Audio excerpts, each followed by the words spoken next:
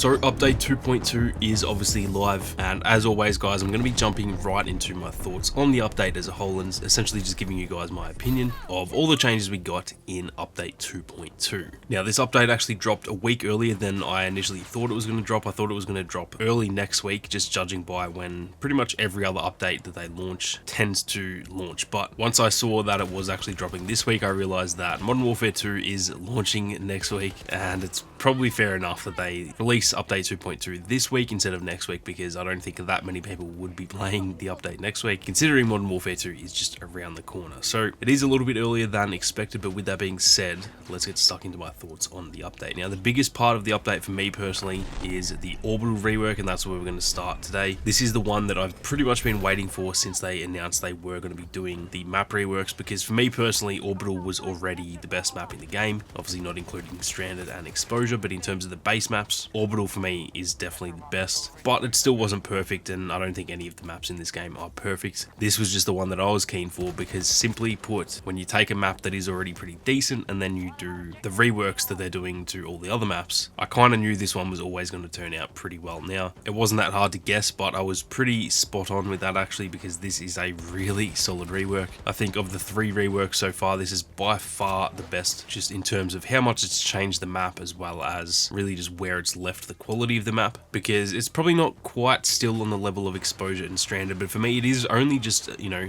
one level below those maps. It is actually at the place right now that I would consider this to be a pretty decent Battlefield map in general, so I'm definitely pretty happy with this rework. I think obviously most people are going to be pretty happy with that sort of flat cement area that was, you know, completely barren since launch. That is obviously very, very different than it was when the game first came out. And the thing with that area of the map is not only does it actually play really well, but it just looks good as well. That's something that has been missing with a lot of the maps in this game, is just that sort of war-torn feeling. Now, that's not to say the maps look bad. I think a lot of the maps, if not pretty much all the maps, actually look good. They're all, you know, beautiful landscapes and stuff like that. You look at like Hourglass and Breakaway and stuff, those maps in my opinion suck, but they look really good. But just because they look good, they don't necessarily look war-torn. There's a big difference there, and I do think that now Orbital really does look like, you know, most Battlefield maps in the past, where you can clearly tell there is a war going on there. So like I said, overall I'm very happy with the rework. It was not surprising to me at all, just because we'd seen some of the previews and I already thought that, you know,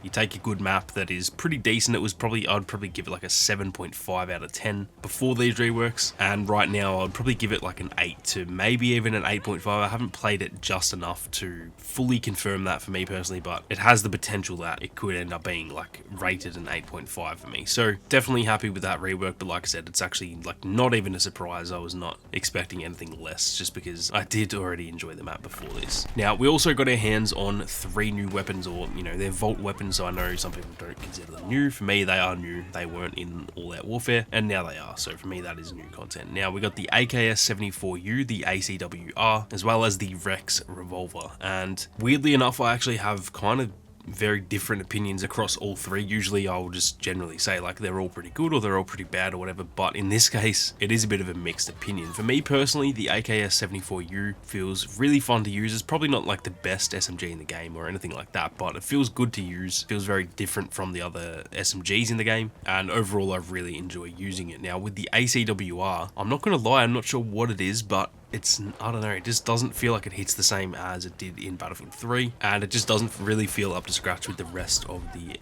ARs in the game. Now, that was kind of the same, you know, situation with the M16 when that launched, and then obviously they just updated that in, I think that was actually the update that went live with the Liquidators event, so maybe they'll do the same for the ACW. I'm not really sure why it feels different, like I can't really put my finger on it, but it does feel a little bit weird to use. Now, that being said, it's not bad by any means. That probably sounded like I think it's absolutely shit. It's not bad at all. It just doesn't really feel like it plays the same as a lot of the other weapons, so still a good addition, and at the end of the day, if I don't like it, I don't have to use it, so there's no point in having a big sook about it. Now, as for the Rex, this thing is good fun. It was always good fun in the past. It's a little bit better than the M44 for me. It has a faster rate of fire, so that's kind of the only bad thing about the M44. It's got high damage, but the rate of fire is just so slow that if you miss the first shot or if you don't land a headshot, you're probably going to die with it. Now, with the Rex, I feel like you can actually use this a bit more aggressively. massively, and so I haven't really used it a ton, but so far it feels very fun to use, and I remember back in the day it was always good fun. So overall, definitely pretty happy with the weapons, even though I just mentioned about the ACW. I don't think it's a bad weapon or anything like that, and so yeah, definitely happy with these 3 additions, and I'm very excited to keep on getting more Portal weapons, because I think this is something that is just a really good decision from them to get more and more content into All Out Warfare without having to do nearly as much work as if they were adding brand new weapons every single time.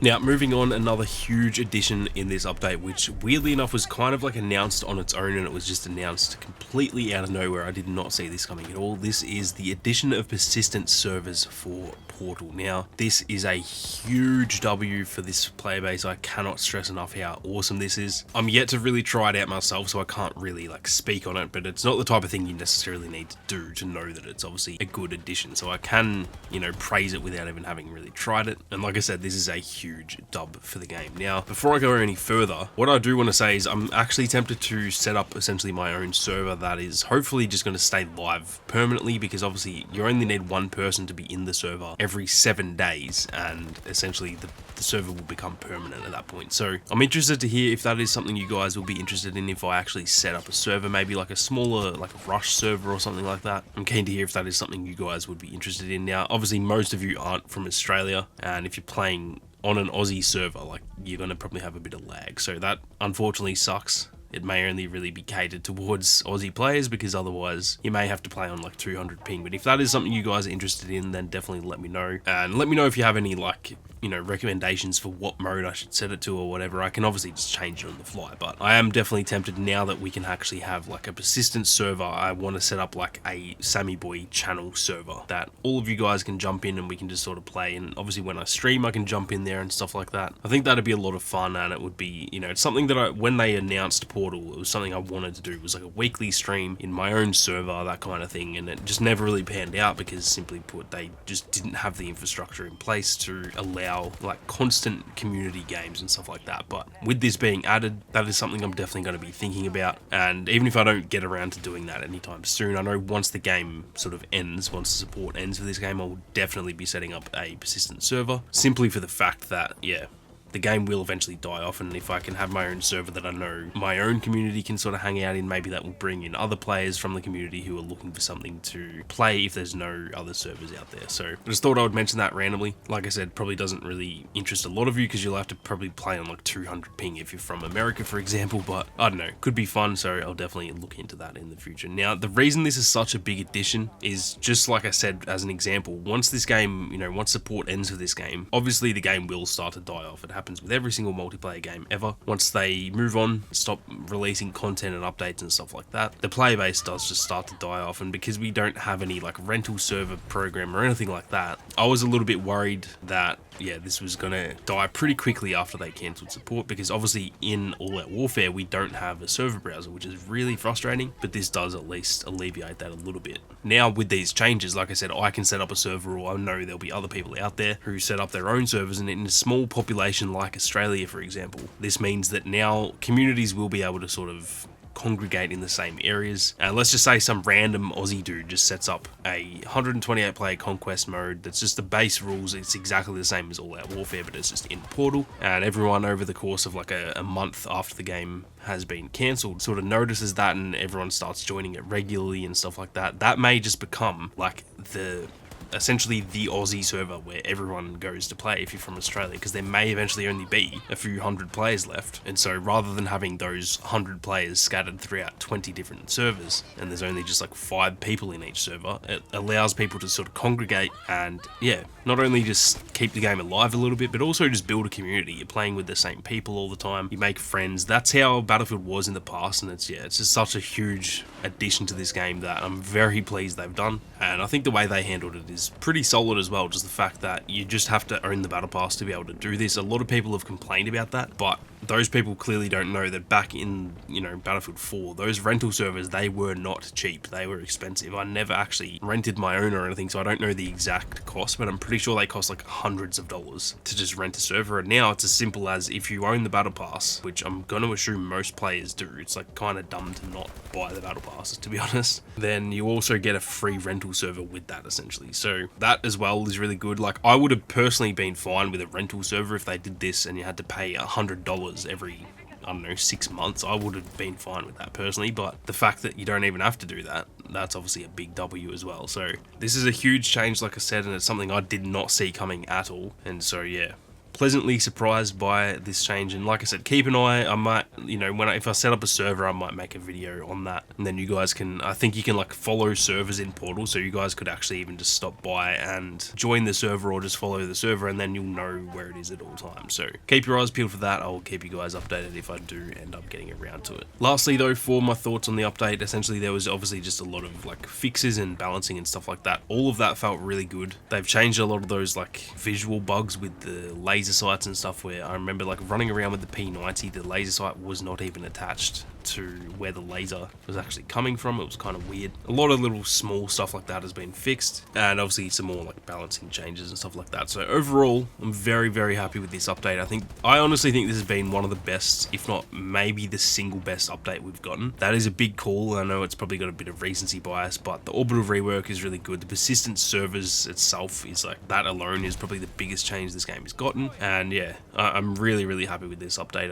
It's just another update that is progressing the game forward, and, you know, adding some of those things that, yeah, they should have been there at launch, but they just weren't. So it is good to finally get some of those changes. That is going to do it for this one though, guys. I'm keen to hear your thoughts on the update, and, you know, whether this is your favorite update as well, or whether I'm maybe just an idiot. I'm not sure if that's a hot take or not, but let me know your thoughts on the update. I'm going to be streaming as well, probably around, I guess, 7 or 8 hours after this video goes live. So if you guys are interested in tuning into the stream, be sure to turn on those notifications. I'm probably just going to be playing the 16 vs 16 mode and play a little bit of Orbital as well, and yeah, try and get these final cosmetics done for the Liquidators event. So be sure to keep your eyes peeled for that. If you enjoyed the video, be sure to leave a like down below. If you're new to the channel, then hit that subscribe button, and if you want to support the content that I make here on YouTube, then consider becoming a channel member. But with that being said, thank you all very much for watching. You guys have a great day, and I'll see you all out there on the battlefield.